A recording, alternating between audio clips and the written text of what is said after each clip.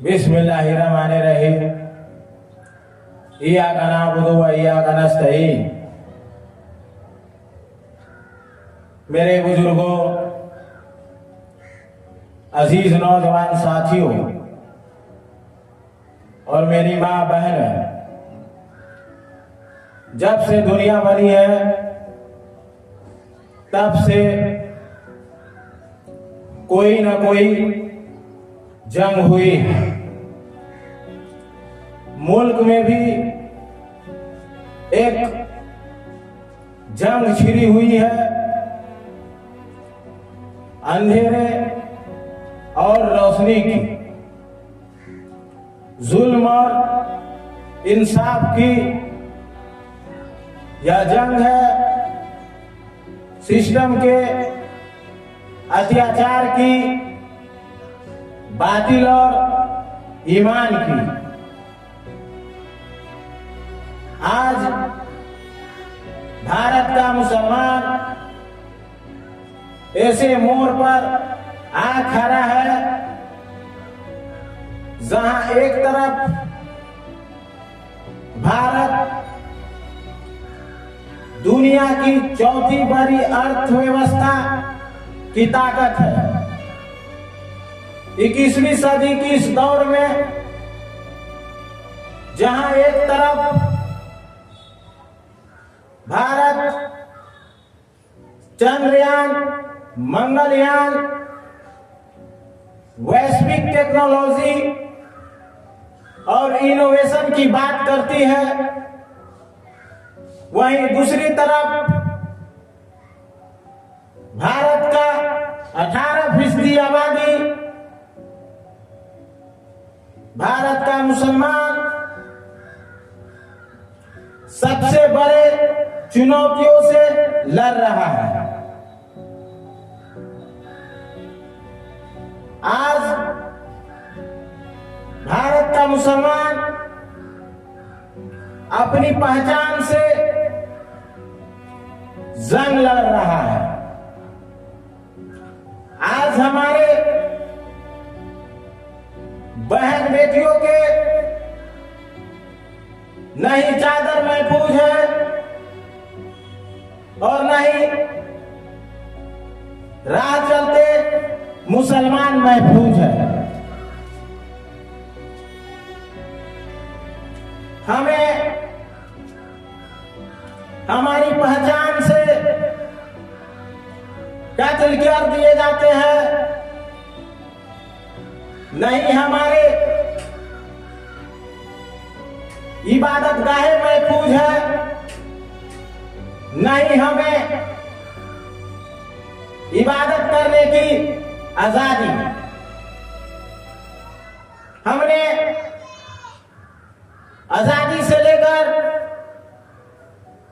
इन 78 सालों में संविधान को अपनाया, मगर उसी संविधान की पन्नों में हमें मुजरिम बना दिया गया। हमने लोकतंत्र पर यकीन रखा, लेकिन इसी लोकतंत्र के खेल में हमें बेगाना बना दिया गया। हमारे आबा व अजदाद ने जिस मिट्टी के लिए शहादतें दी, आज उसी मिट्टी पर हमें कैद बना दिया गया। आज हमारी पहचान से हमें मुकदमे होते हैं, अदालतों की तारीखें बदलती है, हमें कैद करके रखा जाता है।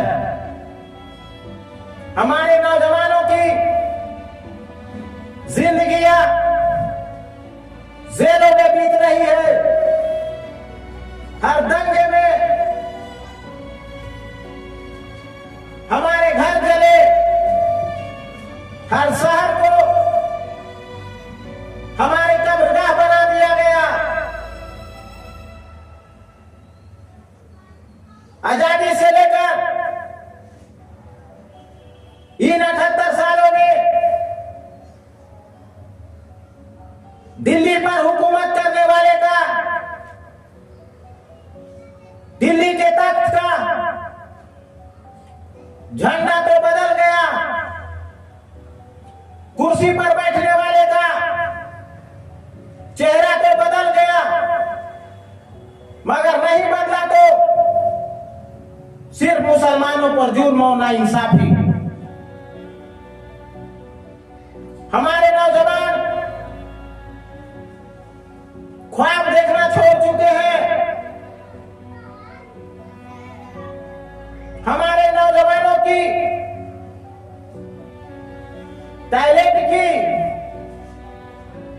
मेहनत की कोई कदर नहीं होती है। दुनिया की चौथी बड़ी अर्थव्यवस्था होने के बावजूद हमारा वजूद अभी गरीबी की जंजीरों में कैद है। हमारे जनरेशन दर जनरेशन गरीब हो रहे हैं। हमारे नौजवानों में उम्मीदें की परछाई मिट रही है। जिसके आबाओ अजदाद के पास बीघा का जमीनों का मालिक हुआ करते थे, आज उसकी नस्लों के पास रहने के लिए जमीन नहीं है। हमारी गरीबी इस सिस्टम का बनाया हुआ जुल्म और नाइंसाफी का निजाम है। सिस्टम ने हमको आहिस्ता आहिस्ता इस लोकतंत्र के पारंपरिक रिवाज से, पावर स्ट्रक्चर से दूर कर दिया। हमारी परेशानियों को नजरअंदाज कर दिया गया। मेरे ज़िंदगी नौजवान साथियों,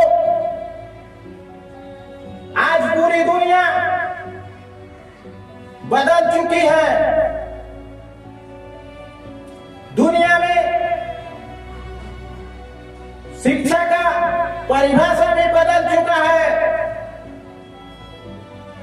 आपका टैलेंट, आपकी मेहनत, आपकी काबिलियत तभी तरक्की में आएगी जब आप तख्त पर बैठे इंसान को अपने बीजों से चुनेंगे।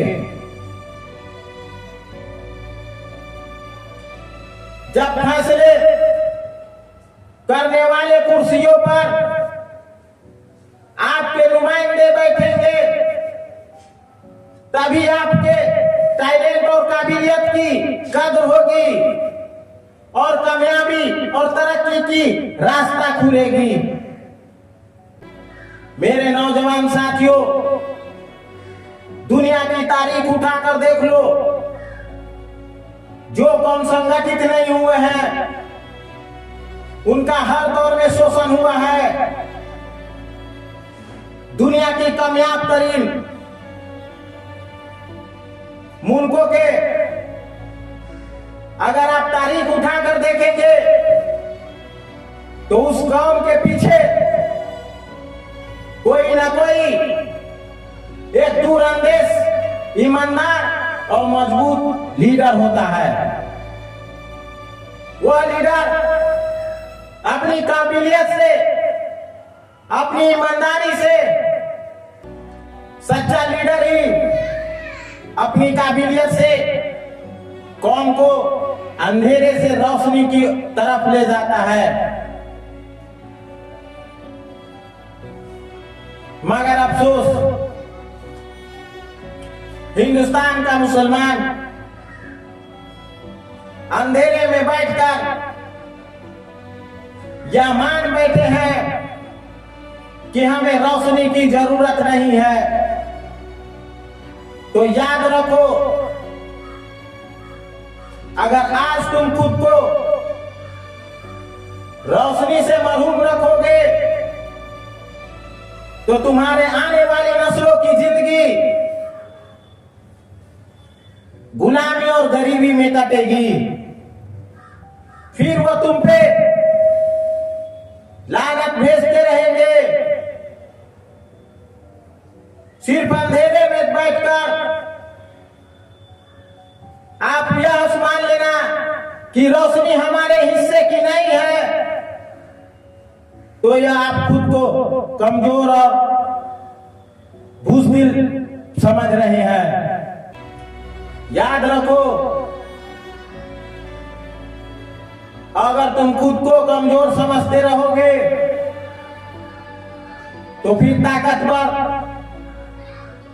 तुम्हारे हिस्से की रोशनी भी छीन कर ले जाएगी। अब वक्त है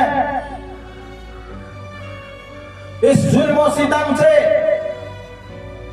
लड़ने का। अब वक्त है गुलामी की जंजीरों को तोड़ने का। मेरे नौजवान साथियों, पिंजरे खुलते नहीं, पिंजरे को तोड़ना पड़ता है। जंजीरें खुलती नहीं, जंजीरों को तोड़ना पड़ता है। आज हम जिस दौर में जी रहे हैं वह एक गुलामी से कम नहीं है। जंगल में आप देखेंगे तो सबसे बड़ा झुंड भैंसों का होता है, लेकिन भैंस का कोई लीडर नहीं होता, जिसकी वजह से जंगलों में सबसे ज्यादा शिकार भैंसों का होता है। मेरे नौजवान साथियों,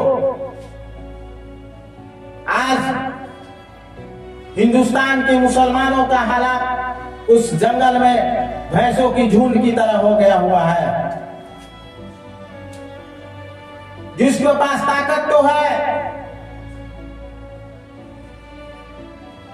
तादाद भी है, लेकिन ज़हनी तौर पर कमजोर हो गए हुए हैं। बिना रहबर के, बिना लीडर के अंधेरे में सफर कर रहे हैं, इसीलिए हर तरफ शिकार हो रहे हैं। क्या हम डरकर, सहमकर बस अपनी हालात